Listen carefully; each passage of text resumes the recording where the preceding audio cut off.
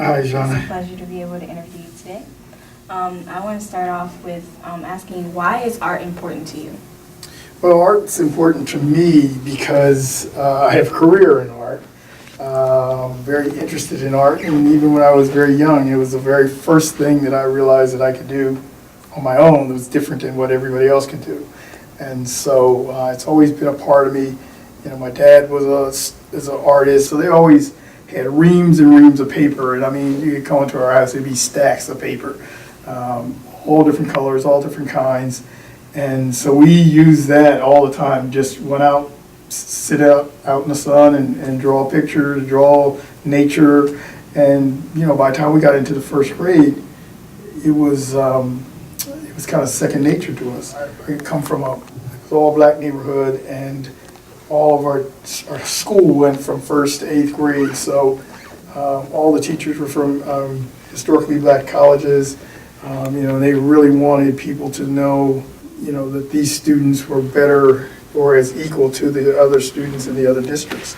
I learned real early that while I was a good artist, I wasn't a great artist. And there was always this commercial that came on TV, buy artwork from the starving artist. And I was like, I never want to be a starving artist. I figured it must be another way to make money. And so I started my career learning other things in the art field.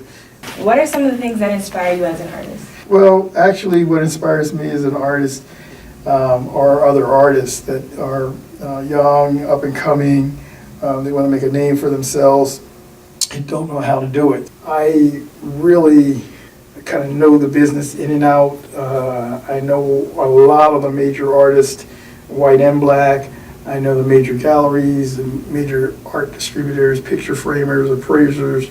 And so, you know, and I've been experienced with that for a number of years. So we're right now at a point where I want to transfer my knowledge to someone else who can also help artists emerge. And we're, you know, in a position where with the museum we can actually give shows and collect work and help artists build their own portfolios.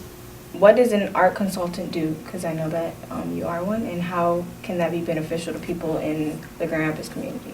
Well, art consulting is just that. It's talking to clients, you're talking to artists, and you're trying to put clients together with artists to sell their artwork. You're trying to put clients and artists together with museums. But it's all the ancillary jobs that are connected to drawing, painting, sculpting, and creating art. It's really just kind of talking to people and putting people together. What led you to start the African American Museum and Archive? Well, as an artist and art gallery owner for years, people always came to us with things that they thought were valuable. And so we ended up starting to collect items from people who are in the community, and that was the start of our museum. So we started to just collect things just to keep them from getting thrown out, but we also collected them because some things were quite valuable. But Grand Rapids didn't have anything that represented African American art, history, and culture. One of the things that people don't realize a lot of times is that they think that everything has to be old to be valuable. You know, we got the slavery chains in here, and you know, they're probably about 100 years old. There's some African pieces that we have that are even older than that, maybe 200 or 300 years old. You have to kind of look at it in terms of time.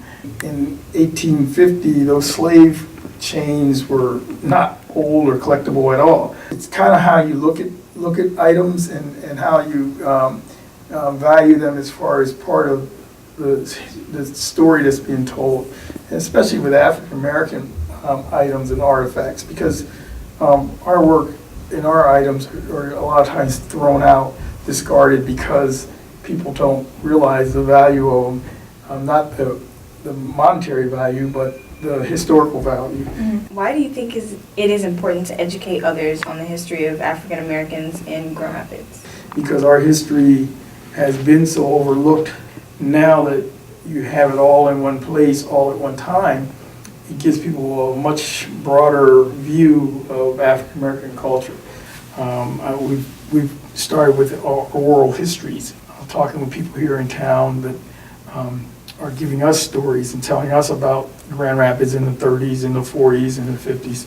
And it takes us in different directions as far as being able to look for corresponding artifacts and documentation to prove what they told us. And so doing that, we've learned a lot more about Grand Rapids. And that's what we really feel is our calling, to tell people that they're here, this is what they've done, these are the artifacts that they've given us, and this is how they fit into a larger piece of history. And lastly, how can my generation get involved with the museum?